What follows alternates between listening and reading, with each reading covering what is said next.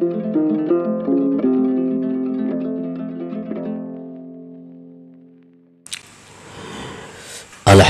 tsaminah wal 'ishrun min al-hikamil 'ataiyah. Qala al-Imam Ahmad ibnu Athaillah As-Sakandari rahimahullah wa nafa'ana bi ulumih. Hikmah yang ke-28 dari Al-Hikamil 'Ataiyah. Berkata Imam Ahmad Ibnu Athaillah As-Sakandari rahimahullah, mastudi'a min ghaibis sarair zahara fi syahadati zawahir, yang artinya adalah sesuatu yang dititipkan dari gaibnya sarirah batin, sesuatu yang dititipkan di dalam batin, di dalam hati. Zahara fi syahadati zawahir, tampaklah sesuatu itu pada penyaksian yang zahir.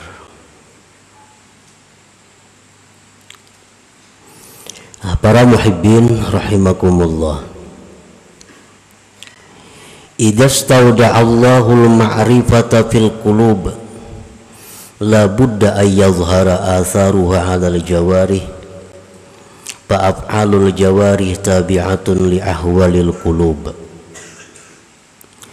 Apabila Allah Subhanahu wa ta'ala menitipkan ma'rifat di dalam hati seorang hamba, maka pastilah nampak bekas-bekas ma'rifat itu di atas anggota-anggota tubuh si hamba itu.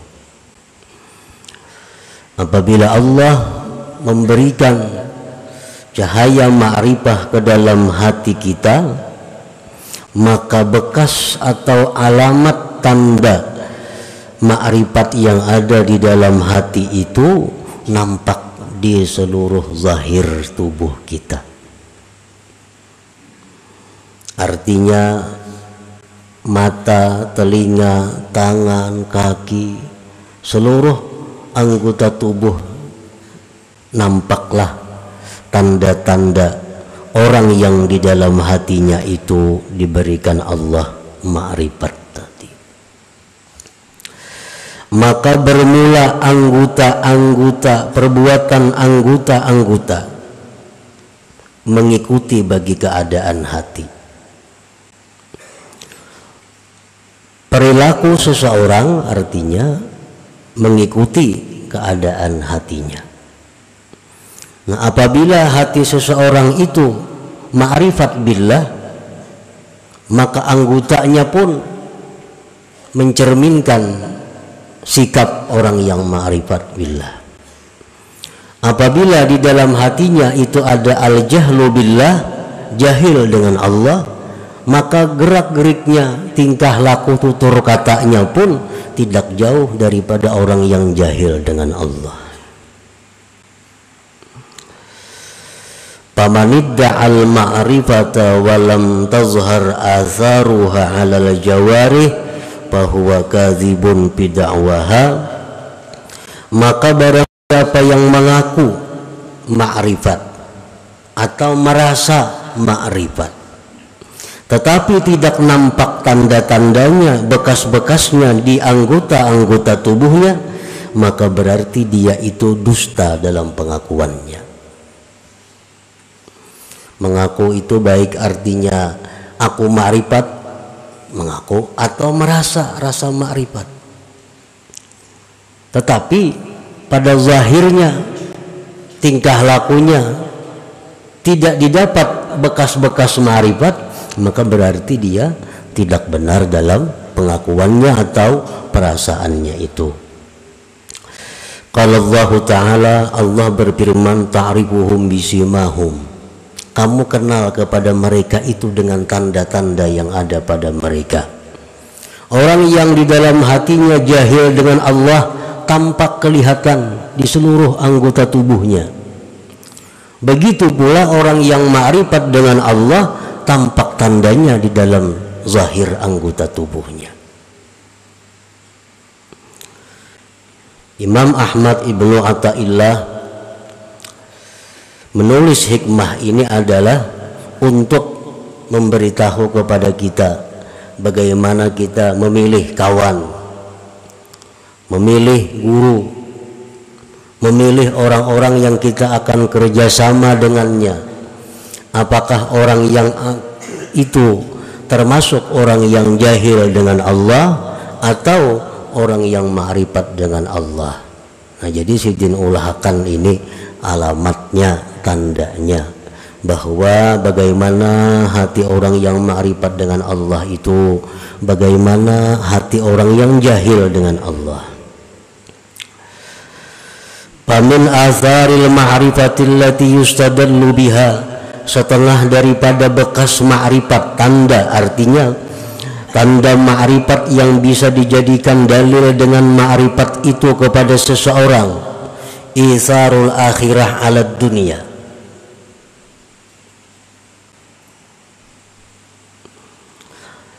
mengutamakan akhirat atas dunia.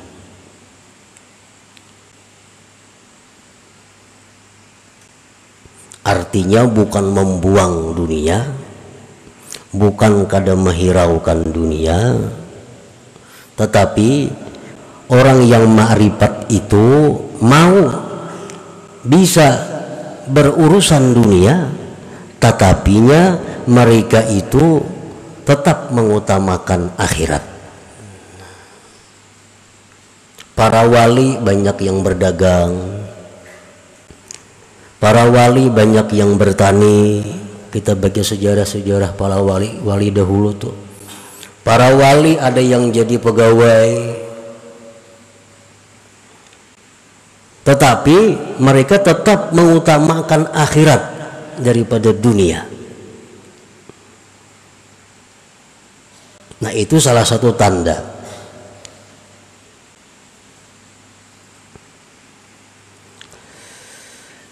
Karena mereka orang yang ma'rifat dengan Allah itu meyakini sekali bahwa akhirat itu lebih baik daripada dunia.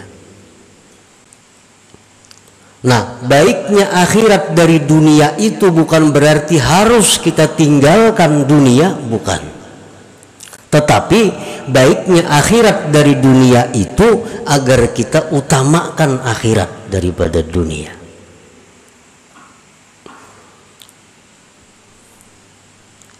Jadi orang-orang yang ma'rifat dengan Allah itu, apapun status pekerjaannya, intinya mereka selalu mendahulukan kepentingan akhiratnya dibanding dunia.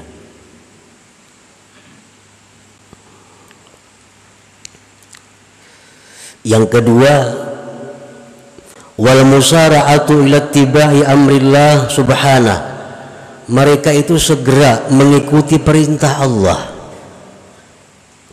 segera mengikuti perintah Allah. Antara lain adalah apakah orang yang ma'rifat itu mau berbuat dosa. Imam Junaid al-Baghdadi pernah ditanya orang, ujar orang kepada Imam Junaid, ayaznil arifu, orang yang ma'rifat kepada Allah itu maukah dia berzina?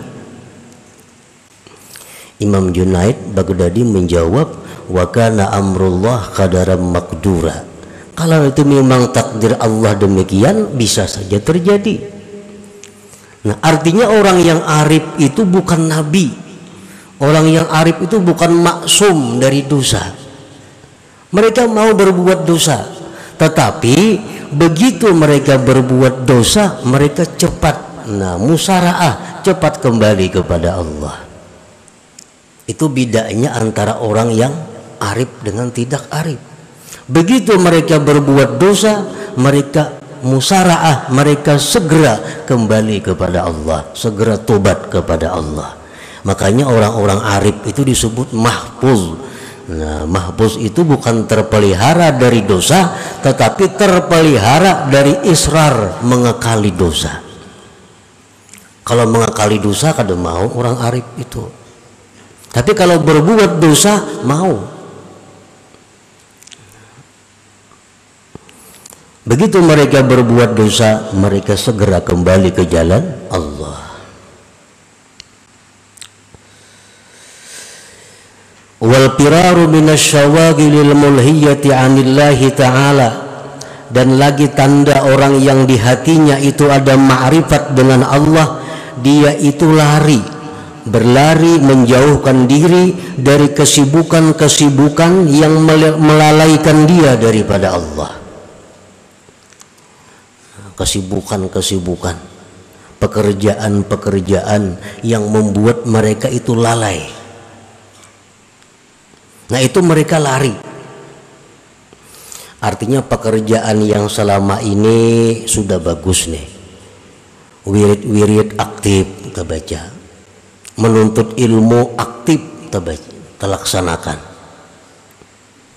Ini ada pekerjaan cukup. Nah, ada pulang pekerjaan lain yang bagus, yang pina untungnya ganal nih. Tetapi amun ini digawi bujur untung ganal, cuma akibatnya kaina wirid kada terbaca lagi. Mengaji nang seminggu 3 kali jadi sebulan sekali. Ini ngarannya memegang sesuatu yang melalaikan daripada Allah. Nah, orang arif kada mau bekerja, mau, tapi kadang melalaikan mereka daripada Allah.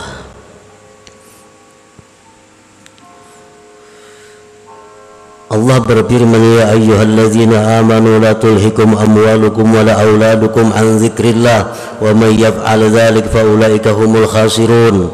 Hai orang-orang yang beriman, janganlah melalaikan kamu harta kamu, anak kamu daripada zikrillah.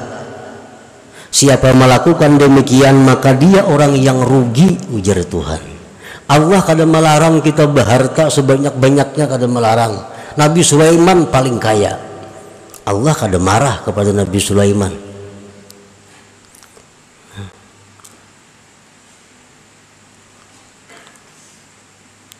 Tetapi yang Allah itu melarang jangan sampai kita ini lalai. Gara-gara kebanyakan pekerjaan, kesibukan macam-macam, wirid kada terbaca, sembahyang bahanu berjamaah banu kada, harta. Tuhan kada melarang kita punya anak, ulah anak sebanyak-banyaknya. Nabi Muhammad suka. Ini mubahin bikumul umama yaumal qiyamah, kata Nabi kita. Aku bangga dengan banyaknya umatku nanti hari kiamat. Tetapi jangan sampai anak itu membuat kita lalai. Imbah anak mengaji kada lagi, orang anak diurusi. Nah, ini anak membuat lalai. Allah kada melarang kita punya anak, tapi yang dilarang Allah jangan sampai anak harta membuat lalai daripada zikrillah. Di akhirat kita akan ditanya Allah, kenapa ikam dahulunya bagus menuntut ilmu, beribadat, hamba ya Allah banyak benar pang engkau beri rezeki sehingga hamba sibuk mengurus rezeki yang engkau beri. Ujar Tuhan, mana ikam sugihnya lawan Nabi Sulaiman betakun bang, mana ikam sugihnya lawan Nabi Sulaiman. Sulaiman tuh kada pernah lalai kepadaku dengan begitu banyak urusan Nabi Sulaiman. Nabi Sulaiman bukan hanya mengurusi harta, mengurusi kambing, sapi, samud, angin dan sebagainya. Tapi Sulaiman tidak lalai daripada zikrullah. Nah, orang yang arif kepada Allah itu apapun pekerjaannya, apapun yang diurusnya, kada akan lalai daripada zikrillah. Jadi Allah kada melarang kita berharta, beranak kada. Cuma jar Tuhan la tulhikum, jangan lalai. Al-huznu ala fawati ta'at, dan lagi orang yang arif itu tandanya adalah duka cita keluputan taat. Sedih keluputan taat. Ini biasanya sembahyang berjamaah umpamanya, sembahyang berjamaah, mbak itu ada kesibukan apa, talat. Nah orang tuntungan sudah berjamaah, ada huzun, ada sedih.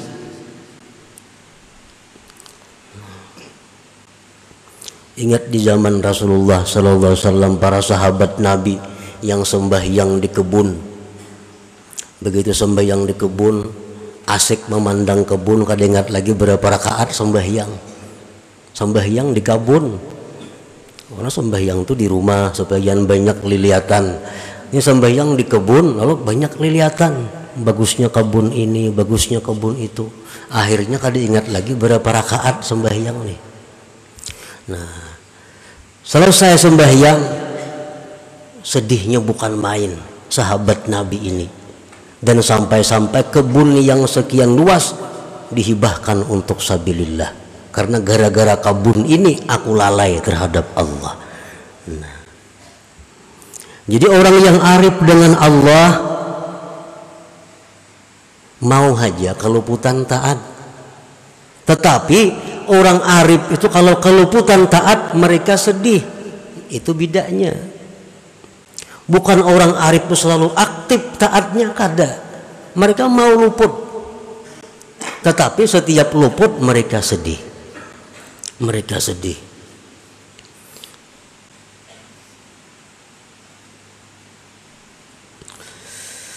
Wa sururuhu wa tmi'nanuhu bi dzikrillah wa ta'atih, dan lagi tanda orang arif itu adalah gembiranya dia, tenangnya dia dengan zikrillah dan taat kepada Allah. Bila kawainya memperbuat taat, disitulah dia gembira. Bila mana dia dalam keadaan susah, dalam keadaan gelisah, zikir kepada Allah, hatinya tentram. Nah itu orang yang arif dengan Allah.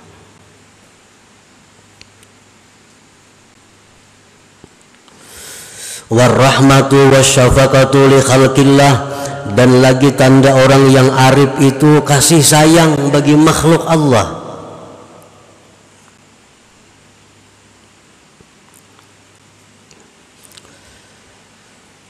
Seperti kita baca ratib Al-Adrus, Allahumma salli ala Muhammad ya Rabbi warham kulla muslim, Allahumma salli ala Muhammad ya Rabbi warham kulla mudhnib. Ya Allah, berikan salawat kepada Nabi Muhammad. Ya Allah, sayangilah setiap muslim. Ya Allah, berikan salawat kepada Nabi Muhammad, dan sayangilah orang-orang yang berdosa. Orang yang berdosa itu bukan dimusuhi, bukan dibikut, tetapi orang yang arif dengan Allah itu mereka melihat orang yang berdosa itu yang perlu disayangi.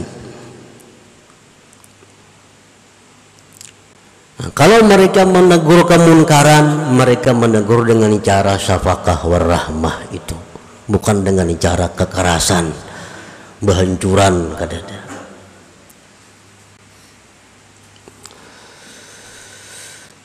Wa ru'yatu ma yasurruhu wa ma yuhzinuhu minallah dzil jalali wal ikram, dan lagi tanda orang yang ma'rifat itu adalah dia melihat sesuatu yang menyenangkan, melihat sesuatu yang menyedihkan, semuanya datang dari Allah dzil jalal wal ikram.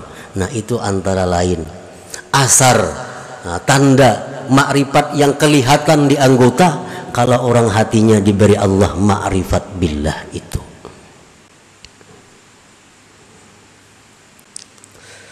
Nah para muhibbin rahimakumullah, wa asarul jahli billah alladhi yustadallu bihi aqsu ma dzukir, dan tanda-tanda bekas-bekas kejahilan dengan Allah yang dijadikan dalil dengannya palingan yang disebutkan tadi. Tanda orang yang jahil billah: satu, isarud dunia alal akhirah, dia mengutamakan dunia. Akhirat tuh urusan kaina, tuh urusan hendak mati, jadinya akhirat itu. Ini kada urusan, ini urusan dunia nomor satu. Nah, ini tanda orang jahil dengan Allah. Adamul musara'ah ila tibai amrillahi ta'ala, tidak segera kembali kepada Allah. Berbuat dosa nyanyat, nah mengulangi, menikmati.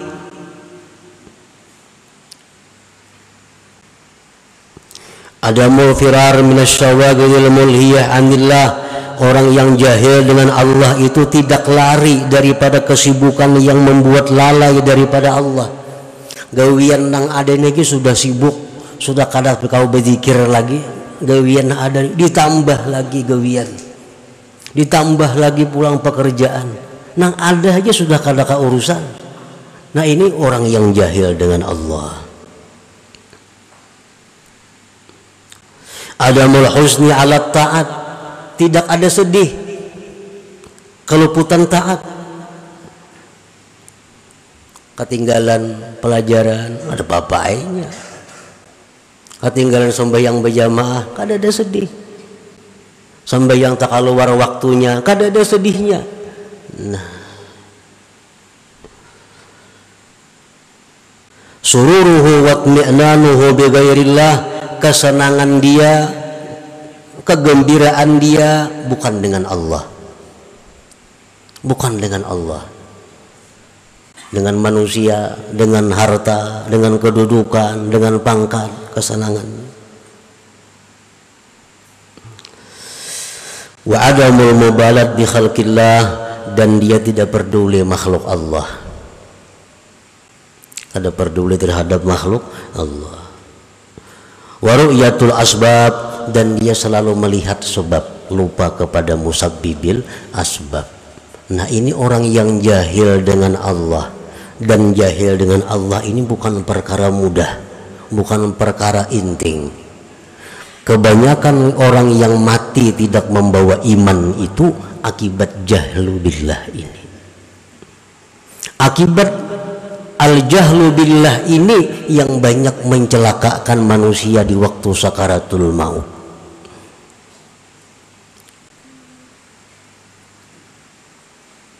Para muhibbin rahimakumullah, an-nasu fil ma'rifati salasah, bermula manusia itu pada ma'rifat ada 3 macam golongan. Man arafallah wa urifa annahu araf, ada orang yang ma'rifat dengan Allah dan dikenal dia itu ma'rifat, dimana kita kenal melihat tingkah laku sikap perbuatannya. Oh ini orang ma'rifat dengan Allah. Kalau kita melihat orang seperti itu, fajalisu, duduklah dengannya, wa ta'allamu minhu, belajarlah daripadanya. Kalau orang yang ada ma'rifat dengan Allah dan diketahui dengan tanda-tanda tadi bahwa dia ma'rifat dengan Allah, fajalisu, maka duduklah dengannya, wa ta'allamu minhu wa la tufariquh, jangan kau pisahi dia. Yang kedua, man urifa annahu la ya'rif wa arafa annahu la ya'rif, orang yang dikenal bahwa dia itu tidak ma'rifat. Kan ada tanda-tanda ma'rifat lawan orang itu. Wa arafa annahu la ya'rif, dia pun sadar dirinya tidak ma'rifat. Nah kalau kita berhadapan dengan orang yang tidak ma'rifat, inya sadar inya kada ma'rifat, fastarshiduh wad'uhu ilal ma'rifah, bimbinglah dia, ajaklah dia kepada ma'rifat. Nah sama-sama artinya. Yang ketiga, man urifa annahu la ya'rif wa lam ya'rif annahu la ya'rif wadda'a annahu ya'rif, orang yang dikenal tidak ma'rifat, dari tutur katanya ketahuan, tingkah lakunya orang ini kada ma'rifat, tetapi inya kada tahu pada dirinya itu tidak ma'rifat dan mengaku ma'rifat. Nah, orang ini kada ma'rifat kepada Allah, mengaku ma'rifat, padahal tanda-tandanya ada pada inya itu kada ma'rifat. Nah bila kita berhadapan dengan orang ini, fajtanibuh, jauhi. Ini kada kau diurus orangnya. Kada ma'rifat bapada ma'rifat, walaupun inya mengaji ilmu ma'rifat, karena ilmu ma'rifat itu bisa dikaji di mana-mana, bukunya ada, kitabnya banyak. Tetapi yang dimaksud dengan ini adalah zauqul ma'rifat, rasanya ma'rifat itu. Nah, kadang-kadang orang semuaan bisa melakukan ini tapi belum bisa merasakannya sesuatu itu. Nah, buah-buah tanda-tanda ma'rifat ini untuk orang yang sudah mendapatkan rasa ma'rifat kepada Allah Subhanahu wa taala. Nah, kemudian yang ke-29, mudah-mudahan Allah memberikan kita anugerah ma'rifat dengannya, amin ya rabbal alamin. Ila hadratin Nabi sallallahu alaihi wasallam, al-Fatihah.